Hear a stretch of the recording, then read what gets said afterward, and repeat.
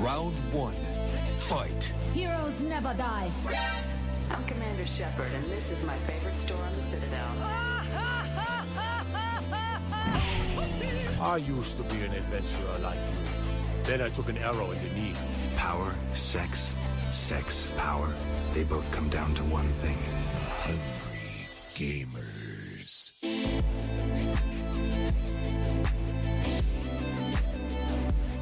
Hello, and welcome, boys and girls, to the 188th episode of the Hungry Gamers Podcast. We're powered by 8bit.net and those sexy legends at Audio-Technica, but more on those guys and girls later.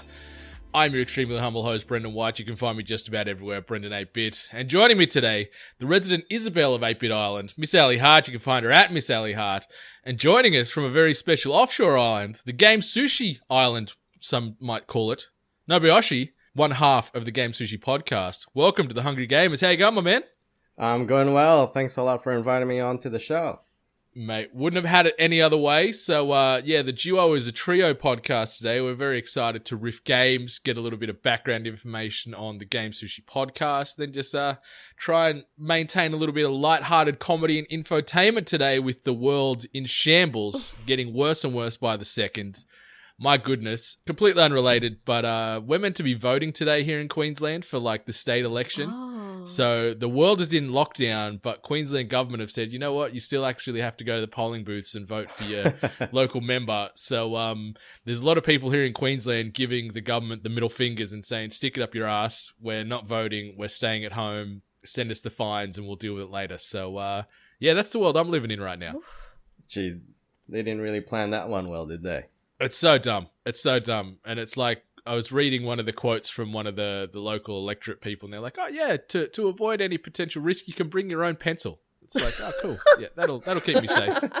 It's like, my goodness. The world we live in is so tone deaf at the moment. It is very scary. How's things down your neck of the woods, man? Because I know you're South Australia based, so you're actually talking to me in the future, who is in the future from his heart. We've got like this dual layer futureness going on right now. There's so much going on. So what's happening down your end of town?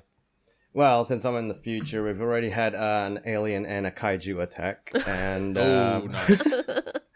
So yeah, at the moment, we're not on lockdown as what's going on right now. And basically, all the non-essential businesses have to close, except for, let's say, the restaurants and cafes, which I am currently working at. So there are rumors of a lockdown happening, probably being announced this weekend, but that's all just rumors.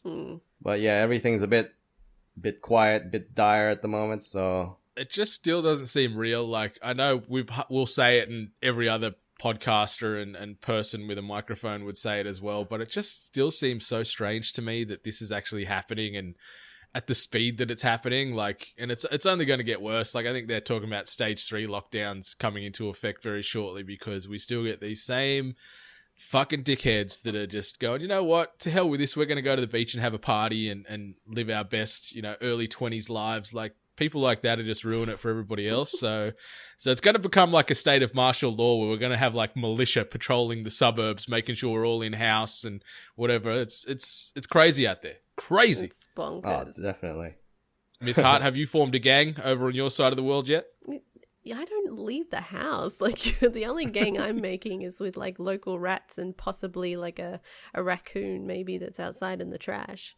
Sounds like a good gang, actually, based on all the Animal Crossing I've been playing, so yeah, I'm on track. It's like the mature version of Animal Crossing. It's called just like me in the garbage Animals with a few Don't rats. Cross Us or something. And She's got that shady dealing going on with Tom Nook. Exactly. I'm just paying some random rabid raccoon with pizza. It would not surprise me. Tom Nook is as shady as a group of palm trees. But anyway, Nobu, so yeah, you are one half of the Game Sushi Podcast. You do that with Chris. You've been kicking around the video game and pop culture podcast sphere now for about 4 or 5 years. You sort of kicked things off at the tail end of 2015. Tell us about your show. Tell us where we can find you. Give us the elevator pitch before we start sort of jumping into the usual meat and potatoes of the Hungry Gamers. All right. Well, Chris and I decided to start Game Sushi Podcast at the tail end of 2015. At that time, we decided to make it just a pure video game and a board game podcast. But we found that our episodes were running a bit too long because of, we'd go through all the rules and stuff. So, yeah, we've cut it down a bit shorter now. We've been just doing video games and a few like board game reviews and stuff like that. And I've also started dabbling in streaming. I think I've been doing it for about maybe 6 months now. Ooh. So And that's been handled on Facebook. You've been doing that on Facebook Live, yeah? I was on Facebook Gaming, then I've moved permanently to Mixer for now. Okay. Yeah. Good to see. Team Green, baby. That's If it. I was streaming, I'd go on Mixer. Just because. That's why you can see this green screen behind me there. It's beautiful. It's beautiful. So yeah, you've been podcasting. You sort of your content can obviously be found on Twitter at Game Sushi Mail. If you want to go direct to your podcast feed, gamesushi.podomatic.com. Obviously, you got your Facebook page there as well, Game Sushi Podcast. So facebook.com/Game Sushi Podcast to check out what you guys are up to. Obviously, that sort of links then to pop up when you are doing your streams, when you've got new episodes dropping, so on and so forth. So that's the best way fans can find you guys. Yep, definitely.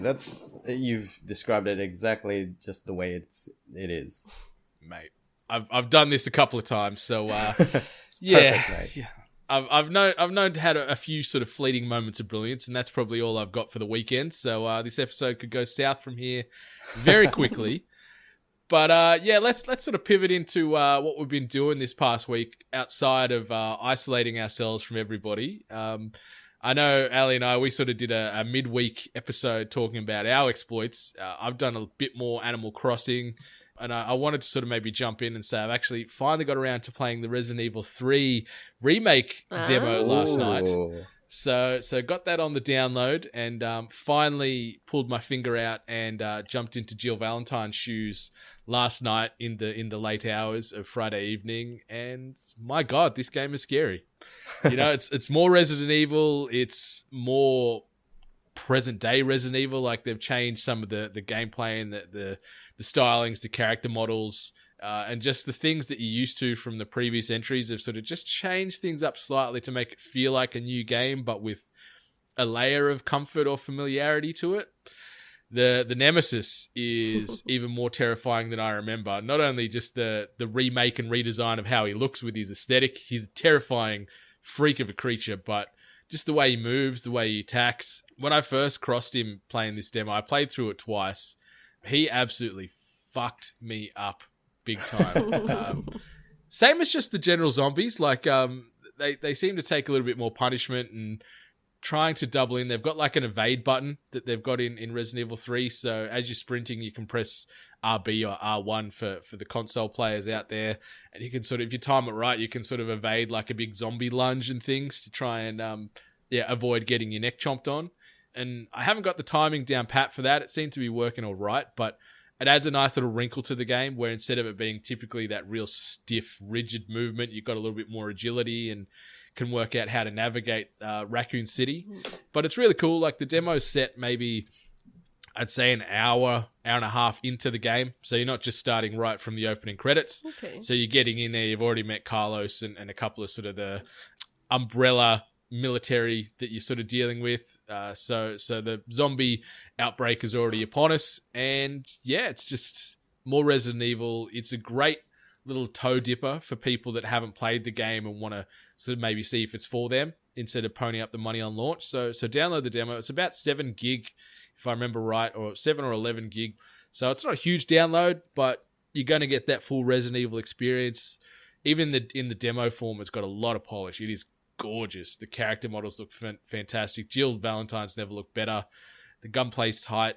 The monsters are very, very scary and can't wait. Have either of you guys jumped on and played the demo? Or Nobu, are you a bit of a Resident Evil man? Have you played much of the franchise? Yeah, I've played I think almost every Resident Evil that's come out. I did play Resident Evil 2 Remake when it arrived, but I've never gotten around to finishing it. I think during that time, a lot of games came out at the same time, so Never got to finish it, but You need to get back to that ASAP, mate. yeah, We might need to stop the podcast right now and you need to go fire that game up. I'll just live stream it, man. Yeah. But yeah, I did see the demo did come out, and I mean, I've watched a few streamers play through it, and it looks great. It looks great. Like the detail in Nemesis and the new redesign for Jill looks really good. Like so good. Yeah. Yeah. And they've still got that cliched, like real hammy, like voice acting and sort of scripting in it, like which has been a staple for Resident Evil since it came out in the 90s. So I love that they haven't really sort of mashed up some of the dialogue too much. It's still got some of that cheesiness, which I love. So I can't wait. This game comes out like less than a week now, and I've just received my key this morning for a review. So I know what I'm doing this weekend is playing the full version to see how it goes. But yeah, that's been me. I might hand over the reins, maybe Nobu, and then we can tail back to the Heart Ring herself. I see you've been playing a couple of games here, Nobu. What do you want to bring to the table today? Well, I've been smashing out the new expansion for the Division 2, the Warlords of New York. I've actually already maxed out the level. I've already finished the expansion. I've already started the new season events that's been introduced. So yeah, I've been smashing that heaps. Can I ask, like, I've sort of been playing it a little bit here and there, and like, I don't know what it is, the Division, like, I enjoy it, but I just don't find myself caring too much about the game. Like, the story, like, does the story hook you at all, or are you just all about the gunplay and the sort of teamwork and just the overall combat as opposed to the dialogue and the characters you meet along the way? Because I couldn't name half of the people if you point them out to me in a lineup. Well, in for the story for Division 2, like in the base game, it wasn't that great. Like it didn't really hook me. All I really wanted to do was dabble around with the gunplay and then like study the builds and stuff. The thing I really liked about Expansion of New York is that it finished off the story from Division 1, which was so good. Does it? Yeah, I don't want to put any spoilers out there, but shit, maybe I have to play it now. it does continue the story for Division 1 and ends it and starts a new one. So yeah, it's really good. I really like what they've done with the new Gear 2.0. It's made everything a little bit easier, especially for building like skill builds. So yeah. Did you carry your character across from the Division 2, or did you already had, I'm assuming, a level 30 character ready to roll, or did you start fresh with the Warlords expansion and just build from the ground up? I carried my character over. Yeah, before Warlords even dropped, I was already grinding for some new gear to carry over. Gotta be prepared. Yeah, I definitely was. Yeah, I don't know. Like, I enjoy that series, and I enjoy playing with friends. But like, I don't know. Outside of that, the narrative just seems to not resonate with me the way some other games do. And that, I'm not taking any shots at Ubisoft and everyone involved. I think they did fantastic with the Division franchise. But I don't know. I'm just like, all right, I'm going into this room, going to shoot all these dudes. I'm going to the next room, going to shoot all those dudes. I'm going to pick up this bit of information that I need, or a device to progress the story and onto the next one. It's very much just pure loot shooter for me without the emotional hook, which sucks because I'm an emotional guy, but it's good fun playing together at the very least. I mean, Division 1 had the better story, so if there's some connection to Division 1 now, has me intrigued. Definitely. Yeah. You and your gang mates over there can get copies and play together. And the thing you gotta remember with the Division, it is an MMO. Like, it doesn't play like a normal, like a COD shooter where headshots count, or Breakpoint where stealth is everything and all that. Who needs stealth? Yeah, I do like that you can get really, really out in the weeds with how you want your character to play as, like with sort of your specializations and the gun styles and your abilities. I like that they do have that sort of, as you said, that MMO flavor to it. It is something different for shooters, but yeah, I don't know. I don't know. It's just maybe it's just not for me right now. But I got to go back and finish it all and get back in. I want to play some more Dark Zone. I think that was my favorite thing about the Division, was getting in there and just that tense, suffocating feeling in the bloody subway systems and things. Oh, the good old Dark Zone, eh? Yeah. Unrelated note, the battery in my Paul George PlayStation shoe has gone flat, so now my little PlayStation logo doesn't light up. So that's very depressing. But something that's not very depressing, you've been playing Ori and the Will of the Wisps. Yeah, Tell me. I have. So with Ori, I haven't gone through the whole game yet. I'm surprised because I didn't get to play Ori and what was the first one? Ori The Blind Forest? The Blind Forest. Yeah, so I did not know what I was getting myself into.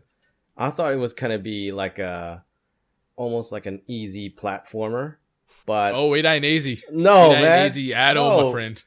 Oh man, I'm just getting wrecked with that game. It's so tricky. I did not expect it to be that hard. Yeah, especially you see the art style, it is very pretty, so you think it might be sort of maybe a little bit more casual and just a nice cruisy platformer, as you said, but then you get in there and this game just punches you in the face time and time again. I got lured, man. I got lured. Yeah. Entrapment. So I still haven't played it. It's luckily available for free via the Xbox Game Pass. So anyone on the Xbox or Microsoft PC oriented architecture, you'll be able to get this game in your monthly subscription. It is getting very, very positive reviews. Obviously, Moon Studios and Xbox Game Studios have done fantastic with it. It's one of the prettiest games out, in my opinion. It's Definitely. so gorgeous. I'm still jealous of all the people that got the little bonsai plant. bonsai trees. Yeah.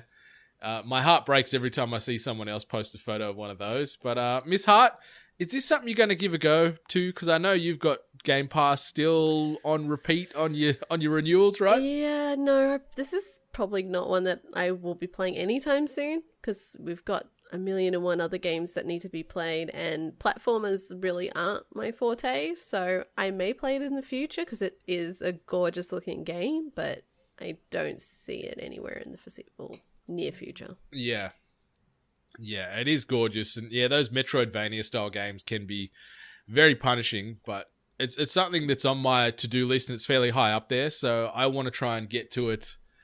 Oh, goodness. Sometime soon. I don't know when that's going to be. Let's see. Resident Evil, Doom, still on Animal Crossing. Yeah. It's busy. Yep. It is still the strangest release, Animal Crossing and Doom. That still gets me every time. It's been great. We have been blessed with so much wonderful art based on that concept. So you couldn't imagine it, but I couldn't be happier. 100%. So Nova, you recommend Ori and the Will of the Wisp? Been enjoying your time with it so far? You're going to go back and keep persisting, or you sort of had your fix and you're going to shift back to Division, or what's your feeling with the game? Well, I'm going to be playing Ori probably when on the downtime. I'm not going to concentrate on it too much. I mean, Division is my thing at the moment, so I reckon that's what's going to happen. Make it a palate cleanser. After grinding out with Division and getting your ass handed to you during the Dark Zone, you can go and play some Ori, although that might be harder. Yeah, I think that's double punishment. I think that might put up the rage meter quite a bit, that game. Double time. Do you rage a little bit when you play games, or are you pretty passive and you can sort of contain it, or do you have big outbursts like Miss Hart does? What? Well,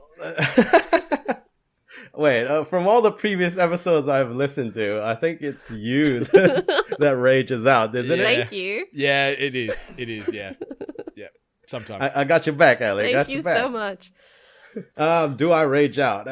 It depends on what I'm playing. Mostly COD games, and when I'm with my mates in the raid for Division, especially when they don't follow orders and stuff. That's the one that gets me the most.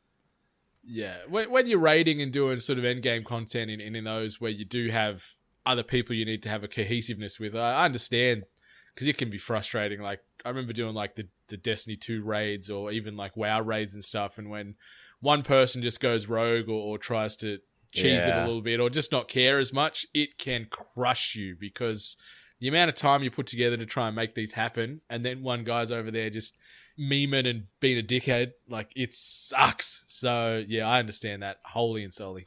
Especially Destiny. Destiny's insane with their raids. Like, one guy does something wrong, the whole thing crumbles. Uh-huh. I'm just going to shake my head. It's too much to process, yeah.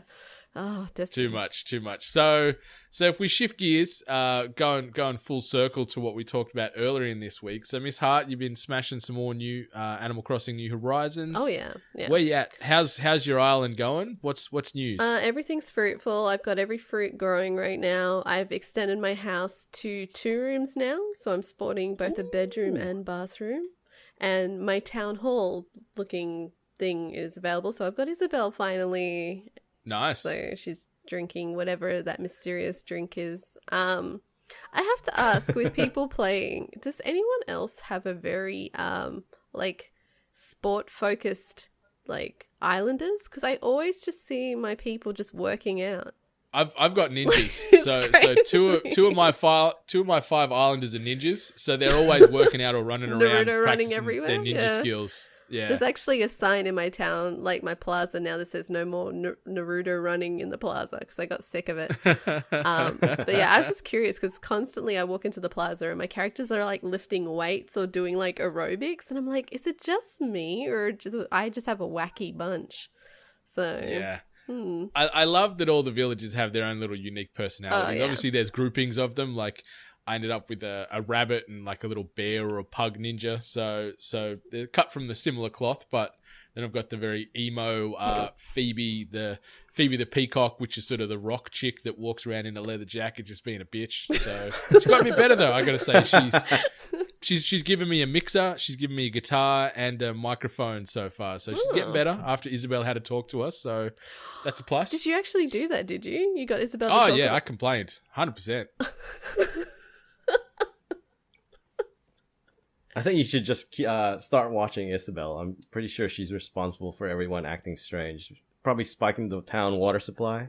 Who knows? Yeah, she's a unique little creature, but it's just a good little time sink. Like I've been adding some more hours to the game as well. I haven't got to the second room yet of my house, or third room of my house, I should say. I've just paid up for the second, so I got my own little bedroom off the back of my lounge room, bathroom, kitchen, everything. Mm-hmm. So yeah, but Tom Nook owns my ass still. I'm several $100,000 in debt to the little Nook. So yeah, it's a sad world we live in. There's a lot of real truths you can learn in this game about, if you're not in debt, you're not living, is the thing I always firmly say, and that's very true in Animal Crossing as well. It is true though, because once I pay my debt and then it's that downtime in between me getting the extension and then starting my new loan, I kind of just sit on my island going, well, what do I do now? What's life? Yeah, so I'm sort of grinding my way to try and get the musical dog to come play. What is his name? KK BK, Slider. KK? KK Slider. Yeah, so KK Watch those Slider, Ks. I'm trying to get enough money to buy to get the campsite going. Or not enough money, sorry, enough little various bits of iron and woods to build the campsite, and then start building a more lively island to get him to come play, and then get more campmates to come and move to Sharkfin Island. But yeah, it's good fun. It's great. It's going to get sort of put aside this week with Resident Evil 3, but I'll get back to it and keep that grind alive. That's just another polar opposite, but yeah. I've actually got a question regarding Animal Crossing. Now, is there a big difference between the mobile version and New Horizons? Yeah. In terms of like gameplay? Yeah, I mean, well, with Pocket Camp, you go between islands grabbing very minimal resources, and then you also have a lot of like clock over time where things replenish and everything like that. So I feel like there's a lot more customization options. There's a lot more interactivity with daily tasks and what you can do. Plus, there's added elements where, if you remember on Pocket Camp, sometimes when you jump in the map, there would be a floating gift where you could you'd get like an instant prize. I feel like those kind of events happen more frequently when you're playing the game. So I feel like there's a lot more reward than the usual waiting around, because obviously Pocket Camp has in-game, purchases. Yeah, Microtransactions, exactly right. yeah. So, and those are usually to encourage you to be like, oh, speed up the making of the building of this item, speed up this, speed up that. So with the game, Okay. it's not so tedious. Okay. Yeah, I really, really want that game. It's like blown up on Mixer. Everyone's playing it. I'm all It's envious. taken over the world, man. It really has. Coming from no touch or no attachment to this franchise at all to going head first into the island life, I'm all about this. And I cannot wait to have my town up and running and having just it all looking nice in the way I want it to. Yeah. Quick side note on the Animal Crossing before we move forward. I burnt 10,000 Nook miles this week, right? Mm-hmm. I bought a big like transformer robot, which to build you need the Rust. rarest of elements in the entire goddamn world. So I'm going to have this thing built in 2025. And then I also built the lighthouse, just naturally thinking, it's going to be a big life-size lighthouse. It's a lighthouse for ants. So I've got this little piss ant lighthouse and a robot I can't build now. Like I bought the big Godzilla. He's on my island, but the other stuff, done. How many rusted parts, right? For the Yeah, you need 30 rusted parts. You need 10. You need 10 gold nuggets and a couple other things. Like it's shit that's rare as hen's teeth to build this thing. So it's not going to happen. Oh my I'm so God. upset. That sucks. Is it actually gonna like move around or something like that? Nah, it's just a static item. It just stands there. Stands. And I can't even build it anyway. Just build it out of stone So, or something. Does dude. it tell you that you're going to need material to build it? Like this isn't an instant purchase? No, like, it tells you, like, you know how you got the recipe style in the Nook Miles and then the reloaded item. So it was a recipe, but I never assumed it was going to be the rarest of rares to make this thing happen. I just thought, okay, maybe a bit of wood or a heap of iron and stone to make this thing. But no, it's I got to go find the bloody cup of life to try and build this thing. Holy Grail. So, Holy Grail time to build this goddamn Transformer robot. So I've been schooled again, Fool me once, Tom Crook. Fool me once. But he fooled me twice because the lighthouse was a dud as well. True. That's true. But anyway, I got a pretty cool like Godzilla right at my front door of the island. So I wanted the Transformer on the other side to sort of almost have like a big like kaiju battle thing going on here. But no, sadly, I got to wait. But anyway. Pending. Everyone else that is out there waiting, if you want to kill a bit of time, obviously head over to 8bit.net. 8bitnation.net, shop8bit.net, youtube.com/weare8bit, or if you're looking for the best in audio-based equipment, obviously audiotechnica.com or audiotechnica.com.au. For the Australian, New Zealand-based residents, they've got the best in gaming headsets. We're talking microphones, you want condenser mics, you want turntables. If you want to get your old vinyl out and listen to that sweet, sweet vinyl sound, they've got some of the best turntables in the game. So audiotechnica.com, audiotechnica.com.au for the best in audio-based equipment. And when you're done checking out their website, check out their Twitter or Facebook page at the moment because they are running some giveaways where they're clearing away $250,000 worth of stock. And you can be in the running to get yourself free microphones. We're talking free. We're talking no money out of your wallet. You just jump onto Audio Technica AU on the Twitters, or if you just go to audio-technica.com.au, there'll be a link there to get your hands on some free microphones that they're giving away. $250,000 worth of stock they're giving away to the people of Australia. Damn. Nothing to lose there to get your hands on some gear. So shout out to Matt and the crew at AT for doing something like that because it's going to help a lot of people that are homebound in making content and getting that content out there. So audio-technica.com.au for all the details, or on the socials, twitter.com/audio-technica.au. But once you're done doing that, obviously we are still running our family portrait for 2020, the Marvel x DC crossover. It is underway. I've seen some updates this week. He's got 10 finished now, so Matt has done 10 of the various 8-bit personalities and members of the 8-bit nation as their best or worst DC or Marvel selves. So you've still got time to get in on that. So patreon.com/weare8bit to throw some support behind us that way. But if you can't support us monetarily, that is fine. Just be sure to rate, review, subscribe us on the iTunes or your podcast player of choice. And that will lead us into this segment. iTunes Review of the Week. And this review comes via way of seriously punked by the Apple Podcast charts. The review was left on the 20th of March of 2020. And it gives us that tasty 5 stars. So thank you so much for that to start off with. And the headline reads, Great Aussie Perspectives. And the review reads, Brendan and Ali, and in brackets, and other guest hosts. That's including you, Nobu. So thank you. Give a great Aussie, and in brackets again, and Aussie living in America. Hey. And unique perspectives on the hobby we all know and love. So seriously punked, giving us a shout out. Aware that we are scattered across the globe right now. We've got someone in Queensland. We've got someone over in the United States. We've got someone down in South Australia. So we are, almost like a triangle, one would say. No, that's not a triangle at all. Yes. Everything is based around pizza. Yeah. So seriously punked. Brendan and Ali give a great Aussie and unique perspectives on the hobby we all know and love. We're talking video games. We try our best here, but thank you for that review.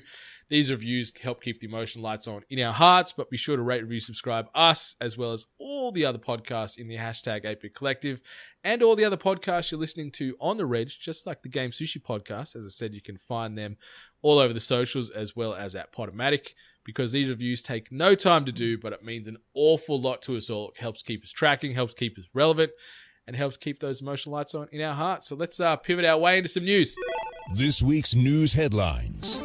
All right, and we're starting. We've got a bit more of the this or that flavor to the news this week. Ooh. So, Nobu, as you are our special guest this week, I'm going to give you the option to do the this or that. I'll give you the headlines, and then we can decide which way we're going. Okay. So, this. Plague Inc. announces mode where players save the world from a pandemic. So, a bit of a change there from what they used to be doing over there at Endemic Creations. Although that... Global IP networks feeling the strain due to COVID-19. So, news headlines, similar flavor, similar tone and topic. Where are we going? We going this or we going that? Well, since that pretty much tells what it is itself, I'm going to go with this. All right. We're going with this. Plague Inc. announces mode where players save the world from a pandemic. Developer Endemic Creations is working on a new game mode where players can save the world. Oh, and it's making a cool $250,000 donation towards fighting the current coronavirus outbreak. Announced via a blog post, Craig Inc. creator James Vaughan said that 8 years ago he never imagined the world would come to resemble a game of Plague Inc., or that so many players would be using Plague Inc. to get them through an actual pandemic. We're proud to be able to help to support the vital work of the WHO and CEPI as they work towards finding a vaccine for COVID-19. The $250,000 is being split behind the Coalition of Epidemic Preparedness Innovations, a foundation that helps finance research for vaccines, and the World Health Organization's COVID-19 Solidarity Response Fund. Anyone can donate to the latter, which is currently helping the WHO track and understand the virus, get supplies to frontline workers, and accelerate efforts to create vaccines, tests, and treatments. As for the new game mode, Endemic Creations explained that this came about after it was repeatedly asked if we could make a game which let the player to work to stop an outbreak. It's now accelerating work on a new update which allows players to save the world from a deadly pandemic. Players will have to balance managing disease progression and boosting healthcare systems, as well as controlling real-world actions such as triaging, quarantining, social distancing, and closing of public services, the blog explained. We're developing this game mode with the help of experts from the World Health Organization, the Global Outbreak Alert and Response Network, and more. Even better yet, the update will be free for all Plague Inc. players during the coronavirus pandemic. As of yet, there's no release date for the new mode, but Endemic Creations will share more information soon. So, this is certainly a role reversal of what they've been known for, with Plague Inc. going on the offensive, you could almost say, to try and take this virus down in this new mode. Nobu, what do you reckon about this? Well, I find it great that a game that, was designed, you make a virus to get rid of everybody in the whole world, has now been reversed due to what's happening currently. The fact that he donated about $250,000 to find a cure is definitely worth talking about, because everything right now is just going crazy. So I reckon, yeah, new game mode. And I have to be honest, I almost downloaded it again myself just to play. I'm waiting. I've got Plague Inc. So once this new game mode comes out, I'll jump on and give it a crack. It's a great little hashtag snap game. So yeah, if you are trying to squeeze out them poos, you can get on Plague Inc. and save the world from, I don't know if they're going to call it the coronavirus. Obviously, I think they'll probably do what they can to name it some other type of virus, or maybe you name the virus again that you're fighting against. So, Miss Hart, what about you? Where do you sit with this? Are you gonna get back in on Plague Inc? Possibly. I've been avoiding it because it's so much, like, it's so in our face right now. I'm like, I don't want to play, like, but wouldn't it be funny if that they like actually find a way to reduce the numbers and they actually have the answer, because Lord knows everyone else doesn't. Yeah, so it should be interesting. And considering how long it takes them to produce this update in relevance to being relevant. Yeah, like they need to get this game out sooner rather than later, that's for sure. Like in the coming weeks, I'd imagine, because if this thing comes out in June, when maybe we're at the back end of controlling this thing potentially, won't have the same rawness, I think, and as you said, relevance to what's happening right now. But the one thing I worry about this game is we know the video game space is just this echo chamber of wankers, for the most part, trying to talk about how they know better. So can you imagine these people that do defeat this virus in this game jumping on Twitter and whatever else, then sort of pandering, this is how you do it, experts. I did it this way. You need to focus more on that and blah, blah, blah. Like, that's my fear, is that it's going to become this big melting pot of, dumb opinions from these, gamers that are just trying to flex their virus knowledge online. So we'll see how that goes. But it's very interesting. I like the triaging, which obviously makes me think straight away of like Italy quarantining, which is a global thing, social distancing and closing of public services. So you are going to take the role of a world leader, and I guess, or maybe you pick a country. I don't know how it's going to work. It'd make more sense if you maybe control the country, you'd think, and you can sort of dictate how those things work or get closed down, or what things you got to put in place. But it's still pretty cool. It's good to see. And Nobu, as you said, like the fact that he's ponying up, or the studio's ponying up $250,000 towards working out this virus as well is no small feat. Like, that's a big piece of money. And a lot of these more financially stable businesses and people could learn from that. Like, I don't know if you've seen on the news the past couple of days, but this royal family bullshit where they're all clapping. Like, they're clapping for their healthcare workers and things. Like, they made this video where Prince Charles and his grandchildren and all that, they're all standing there like clapping for the hospitals and all these workers on the front line. It's like, mate, sell some of your fucking crown jewels and throw some real world money behind this. No one gives a shit about your hands coming together in unison. Like, it's so tone deaf. Yeah. But then it makes the news and it's like, oh, how good are the Royals? It's like, no, fuck the Royals. Throw some money behind it. No one wants your claps. Didn't he get diagnosed? Built some damn ventilators, man. Bloody hell. Yeah. Yep. Yeah, but as a strange twist of fate, Prince Charles got the corona. Boris Johnson's got the corona now too. So all the world leaders are slowly but surely, copping the corona, and we'll see what happens. Like, we haven't seen a big notable death in sort of a position of power yet, but it's coming, I reckon. It's coming. I found this headline actually quite ironic because, with all this corona talk, everyone always brings it up like, oh, someone up there is playing Plague Inc., That always comes up, and you're just like, yeah, I've heard that one, man. I'm very curious of like how many people like that had played the game had a better understanding of what was going on based on someone that maybe had no idea. I wonder how educational it really was.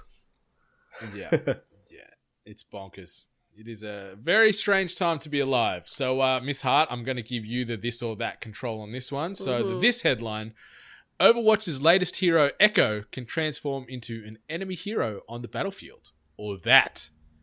Minecraft providing free educational experiences to kids stuck at home. We going this, we going that. I'm going that because same premise. The headline pretty much said what was said for this. So, and I haven't played Overwatch in forever, so it's not. As a Minecraft fiend, I'm going to choose the Minecraft one. So that. Hell yeah. Okay, so that headline is coming from the desk of Phil Spencer, head of Xbox and my virtual best friend. Love you, Phil. So this is a little bit of a long-winded one, but it's got a lot of good data here, so I will jump through it and smash through it as quick as I can. We are living in unprecedented times. The COVID-19 pandemic has impacted the lives of people around the world and changed the way we go about our daily lives. Here at Microsoft, we're constantly asking ourselves what we can do to support people during this challenging time. To me, the most important thing is to remember that we're all living and learning through this together. I have previously stated that I believe gaming has a unique power to bring people together, to entertain, to inspire, and connect us, and I believe that that's even more true under these unique circumstances. Many are looking to gaming to remain connected with their friends while practicing social distancing, and we are seeing an unprecedented demand for gaming from our customers right now. With hundreds of millions of kids at home due to coronavirus-related school closures, more kids are going online to spend time with their friends, explore online worlds, and learn through play. Families are trying to navigate the need to help their children with distance learning and balance them with taking time to have fun. That's why we announced today that we are adding a new education category to the Minecraft Marketplace, with free educational content players and parents can download. The educational content we've curated lets players explore the International Space Station through a partnership with NASA, learn to code with a robot, visit famous Washington, D.C. landmarks, find and build 3D fractals, learn what it's like to be a marine biologist, and so much more. This is launching for free download today, and that was last week, and will be available through June 30, 2020.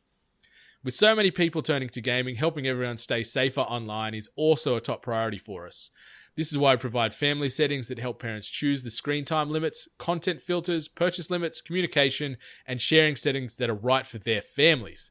While kids may be home from school, family settings can help balance gaming with offline schoolwork and other responsibilities. These are some of the ways that we can bring brand new players into the fold. For example, our co-pilot feature can be especially helpful towards children, new gamers, or those who need unique configurations to play, allowing two controllers to play as if they were one. We understand the important role gaming is playing right now to connect people and provide joy in these isolating and stressful times, and our teams are working diligently to ensure we can be there for our players. To that end, we are actively monitoring performance and usage trends to ensure we're optimizing the service for our customers worldwide and accommodating for new growth and demand. While these are unprecedented times we are living in, I have no doubt that we'll come through this experience stronger than ever. Stay safe and be good to one another. Phil Spencer. So, Miss Hart, you picked this headline. What are you thinking? This is some good stuff from Microsoft. Oh, definitely. Anyone first of all, providing free content. We've seen a few companies out there providing free games, free services just during this time to ease off, I guess, the doom and gloom that is surrounding the virus at the moment. So anyone that's, kind of sticking their neck out and, providing a service for free just to make people feel a little bit better is always good. But this specifically for children as well, I know the education system has been put through loops on how to handle this, because one thing, you want to keep people and kids safe, but in the other sense, you can't not provide them the education that they deserve. So having this element with, an education platform, not necessarily an education curriculum, but educational, learning environments, teaching kids how to learn code. That's so cool. So that providing a service, it's an ease of mind for parents. It's good for them to know that they're playing, but they're learning at the same time, which is always good because you got to keep the mind stimulated, especially when you're housebound. 100%. What about you, Nobu? What do you think about this? You got little ones. You think this is good? Oh, definitely. I mean, Minecraft has already been, such a great tool. And they even use it in schools at the moment. Mm-hmm. So for them to release free educational scenarios and learning how to code, exploring the International Space Station, stuff like that, it's so good, especially for parents, where nowadays when you leave your kids alone, oh, let's go play Fortnite and stuff. It's nah, you don't learn anything from Fortnite except for building a fortress and killing each other. and those sweet dance moves, all them flossing. You gotta learn how to floss, man. And yeah, I mean, with COVID happening right now and them not closing schools, it's good that, when they eventually do, that there's gonna be material out there that you can get online or through a video game that you know can help your child, rather than letting them just sit there mindlessly shooting each other, you know? Yeah, we're very lucky in a way, I guess, that this COVID situation is happening at a time where technology is available to just about everybody. Yeah. Like you think if this happened when we were kids, like, and we were self-isolating, like, sure, we had game consoles and things like that, but online education and staying on top of current events is nigh impossible. Like, you'd get out an encyclopedia or something like that to try and read, as opposed to having it at your fingertips. So it is great that a lot of these publishers and developers are coming forward and offering content for free or educational based material.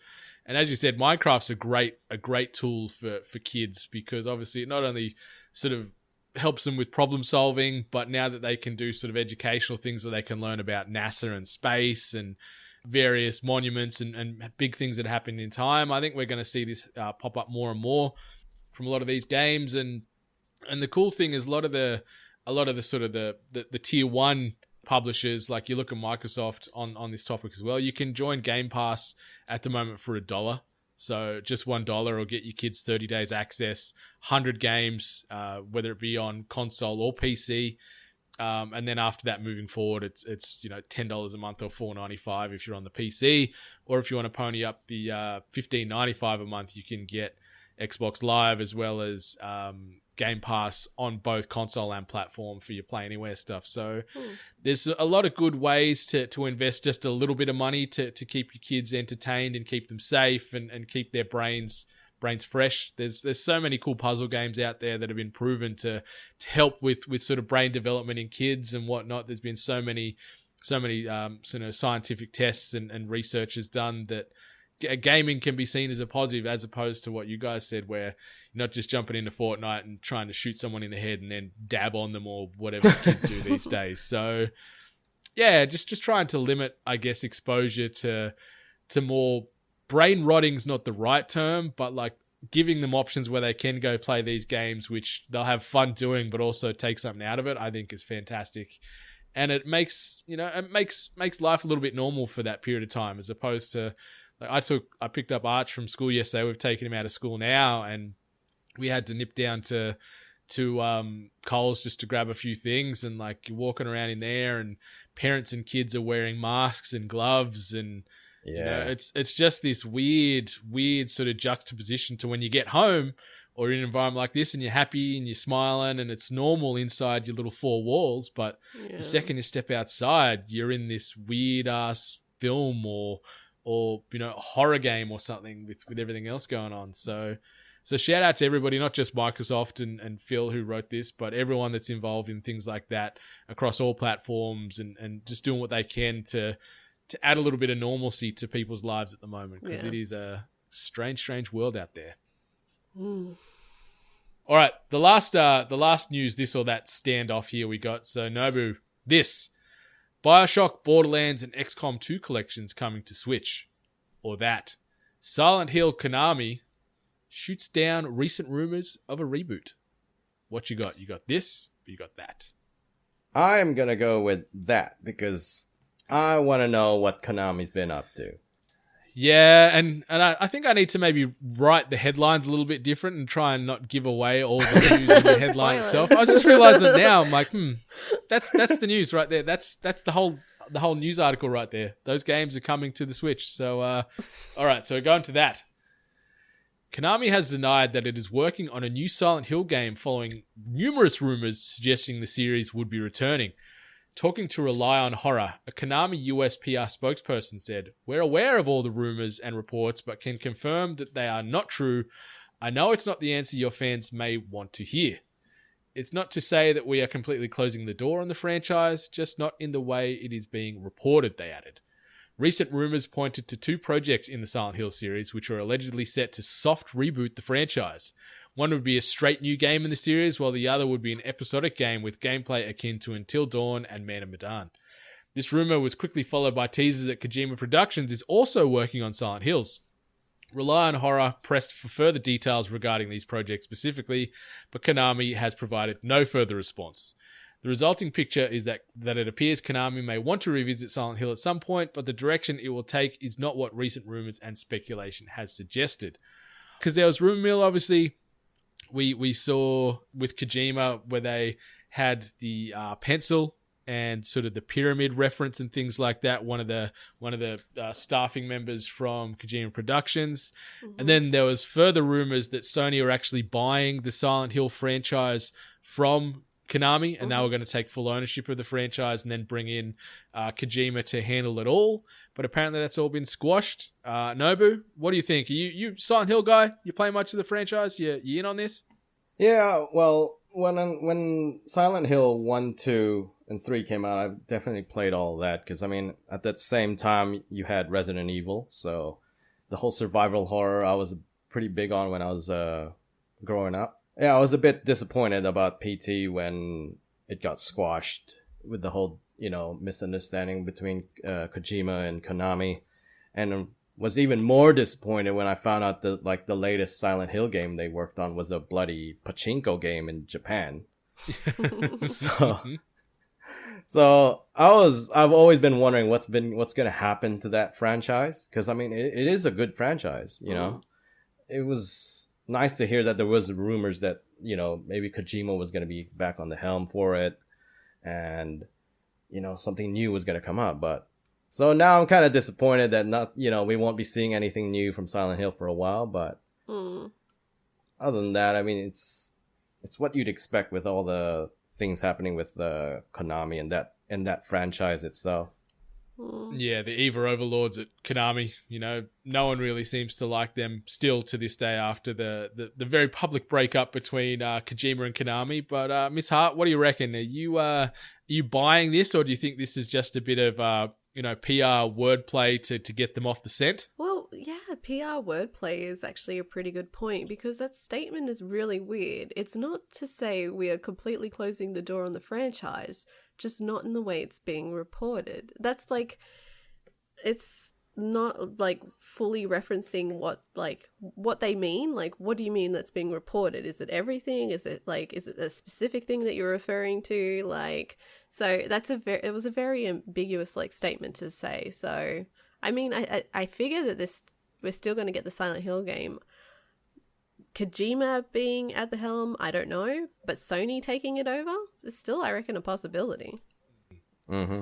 Yeah, it wouldn't surprise me to see Sony come in and purchase the Silent Hill franchise, and allegedly they were looking to do the Metal Gear Solid purchasing as well, so to try and bring that smart. solely under the Sony banner, which it was for many years. So it would be a big power play by Sony, that's for damn sure, to grab those two pretty big franchises in the gaming landscape. But I'd love to see Kojima just maybe distance himself from this and go down the horror route, but just make something new, build something completely fresh. Yeah.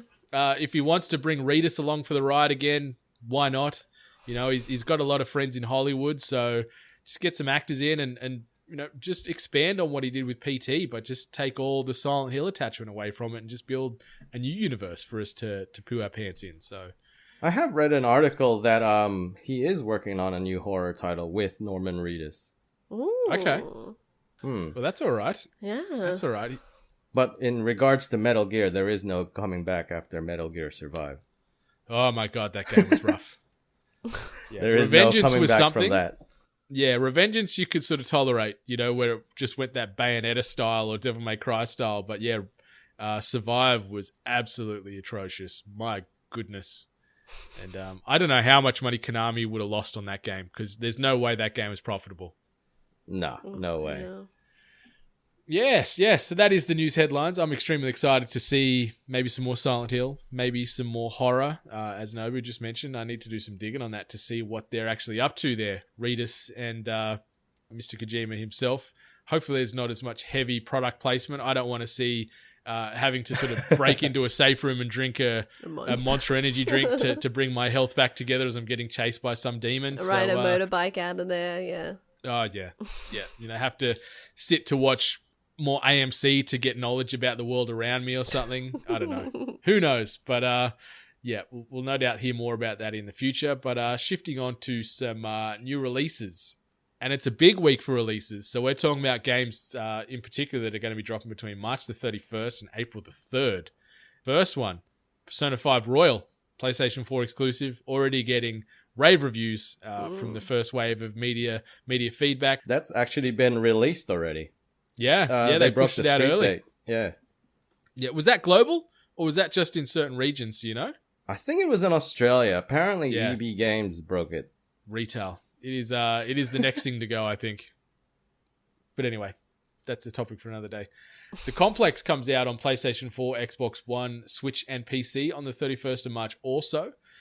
Totally Reliable Delivery Service comes out on PlayStation 4, Xbox One, Switch, and PC on the 1st of April.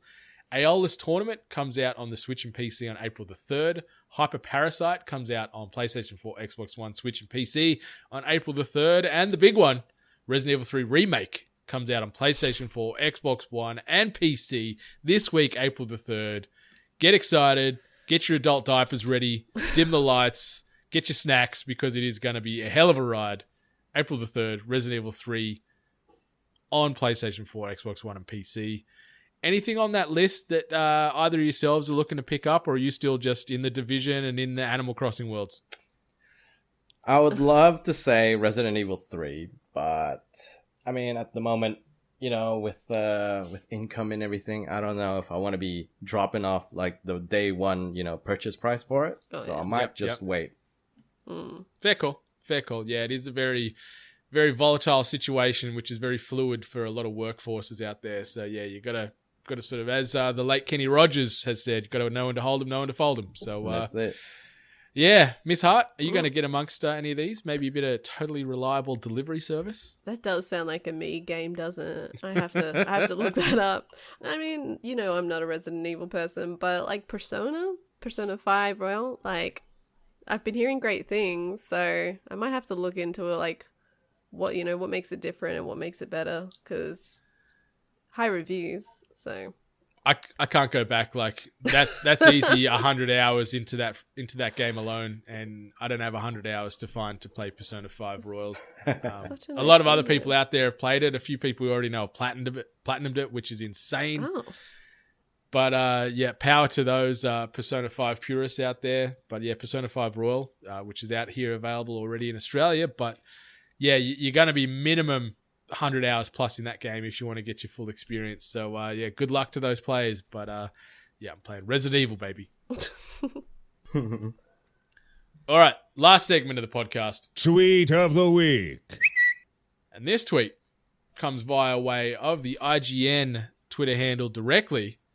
And I'll go with the graphic that they've attached to this tweet. So this tweet came out about 2 hours ago. And PlayStation 5 and then not underlined delayed. A Sony spokesperson revealed the COVID-19 outbreak shouldn't impact the launch date of PlayStation 5, which currently has an unspecified holiday 2020 launch window.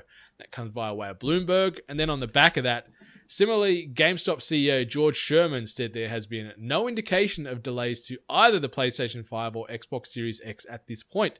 So at this stage, it sounds like it's business as usual for the next big great console release. It's going to be happening anywhere between October to December for both of these. There was a Thanksgiving date leaked regarding the Xbox Series X, which has since been deleted, removed, squashed, and whatever else, but it makes sense. But yeah, business as usual potentially in the development and manufacture cycles for these consoles. Good news? I think so. Yeah, but would they run out, and then would there be like a massive backlog of being able to get new consoles? Yeah, there'll probably be a shortage, I would say, because I mean, most of those consoles are all made in China, and at the moment it's all locked down. So I don't see how they're going to be able to produce the amount that they're saying they're going to do. Yeah, just do it off the books, really. Like one of our in my real life job, one of our manufacturers manufactures out of China, and they've got regulations they adhere to where you can only have X amount of staffing or what have you. But I've actually had one of the reps from that company sort of say that unofficially they actually usually have double of those people working on there to keep things going. So where there's a will, there's a way. But it's good to know, and yeah, all this probably further emphasizes, as you both said, as maybe when these things do become available for pre-order via EB Games or via JB Hi-Fi or whatever outlet you're looking at, get your pre-order in to ensure you don't miss out on day one, because I don't think they're going to have full supply. I think they'll have enough to obviously service the masses, and based off initial pre-order numbers, they might ramp up manufacture accordingly. But get those pre-orders in early, otherwise you could be forced to wait it out, just like I'm waiting out to try and find an Oculus Link cable, because I can't find one fucking anywhere, because I just want to play my Quest with Half-Life Alyx on my computer, and I can't do it. And I don't want to buy one of these third-party cables because I'm scared it's not going to work right. You might have to after a while. Rant over. No, I'll wait. I just wish that they give us a price tag like already for the PS. Because I mean, what's the use of pre-ordering if you don't know what the price is? Because all of a sudden they can go like, oh, it's $8.99, guys, surprise, and you're just like, what? I'm still feeling about $800 is my gut. Especially now with the fluctuating dollar, I think it's even more of a chance, at least for here in Australia. I think 800, maybe $8.99, because our Aussie dollar at the moment is worth 2 cents of nothing. Yeah. So bad. And if you look at the specs that they just recently released for it, it's not cheap. All those parts are not cheap. Yeah. So, I mean, the whole $800 price tag sounds about right.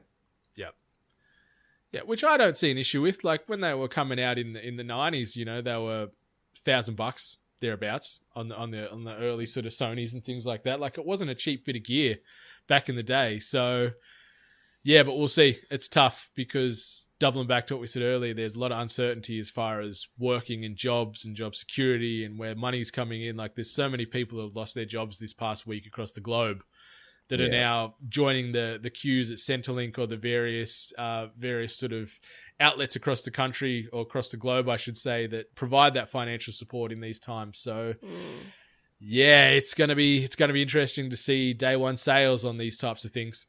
Definitely. But this has been the news. This has been the Hungry Gamers. Nobu, anything you want to say? Anything you want to plug? Anything you want to promote? Where can the guys and girls out there find you? The floor is yours, mate. Go for it. Well, I'll go through all my socials then. On Twitter, you can find us at Game Sushi Mail. On Instagram, you can find me at Game Sushi Podcast. Facebook, Game Sushi Podcast as well. On Mixer, you can find me streaming almost every night under the handle of NubelXTC and OOBLEXTC. And that's about it. Obviously, rate, review, subscribe the podcast. Obviously, gamesushi.podomatic.com if you want direct access to that RSS feed. But otherwise, you guys are found just about everywhere from what I could see. I saw you on iTunes. You're on, all the main players out there. So just, be sure to subscribe. Be sure to rate, review, and chuck the guys, Nobu and Krish, in your ears. Because you've got 40 odd episodes in the can at the moment, and more to come. Some good, unique opinions and voices on things from within the video game and board game space. And that the board game space, especially, like there's not many in our direct circle or orbit that are tackling that. So you might get some fresh content you won't find anywhere else. Right there on the Game Sushi Podcast. Miss Hart, anything you want to say, anything you want to bring to the table before we close this down for another week? I just want to give an honorable mention to the Nintendo Direct that just passed. It was pretty average, but I just want to say my excitement for Star Wars Episode 1 Racer for the Switch. Yes. I Yes. wait. Pod racing, baby. Yeah, let's do it. Can't wait. Best news. Yeah, so surprising. And even saw a bit of Burnout making its way to the Switch. We talked about this just a few weeks ago. I love that franchise, so I cannot wait for more slow motion crash replays to see what kind of destruction I can cause through fictitious America and such. So, get and amongst Jedi that. Academy, but and Jedi Academy. Yeah, that's true. Yeah. That's true. Yeah, this has been episode 188 of the Hungry Gamers Podcast. Thanks each and every one of you for stopping by, giving us a listen, giving us a rating and a review on all those podcast platforms. And thanks for listening to our Animal Crossing special this past week.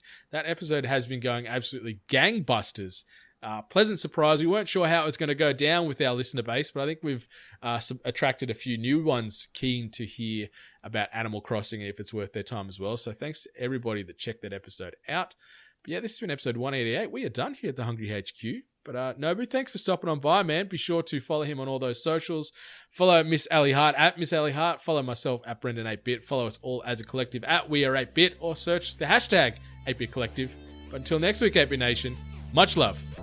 Stay hungry.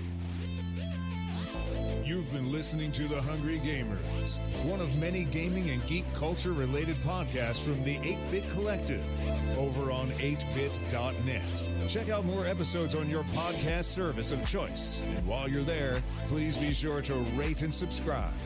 Until next time, boys and girls, stay hungry.